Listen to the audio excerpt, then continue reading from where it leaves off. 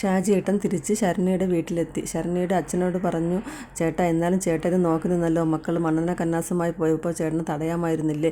ഇത് എന്താവുമായിരുന്നു ഞാൻ എത്തിയില്ലെങ്കിൽ? ഒരു കൊലക്കുറ്റത്തിന് ഉത്തരം പറയേണ്ടി വരില്ലായിരുന്നു.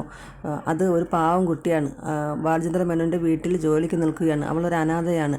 അവൾക്ക് ദിവസവും കിട്ടുന്ന ശമ്പളം അവൾ ഓരോ അനാഥാലയങ്ങൾക്ക് ആഹാര സാധനങ്ങൾ വാങ്ങിച്ചു കൊടുക്കുകയാണ്.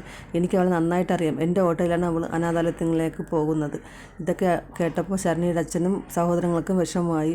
സഹോദരന്മാർ പറയുകയാണ്, ഞങ്ങൾക്കിതൊന്നും അറിയില്ലായിരുന്നു, ഷാജിയേട്ടൻ വന്നത് നന്നായി എന്ന് പറഞ്ഞു. ഷാജിയേട്ടൻ വഴക്ക് പറയുകയാണ്, നിങ്ങൾ എന്താലോചിച്ചിട്ടാണ് ഇങ്ങനെയൊക്കെ ചെയ്തത്? എടുത്തു ചാടി ഓരോന്നും ചെയ്യാമോ? എത്ര വർഷം ജയിലിൽ കിടക്കേണ്ടി വരും, എന്തെല്ലാം അനുഭവിക്കണമായിരുന്നു എന്നൊക്കെ പറഞ്ഞപ്പോൾ ശരണ്യയുടെ ചേട്ടൻ പറയുന്നു, എന്ത് നേരിടാനും ഞാൻ തയ്യാറായിരുന്നു.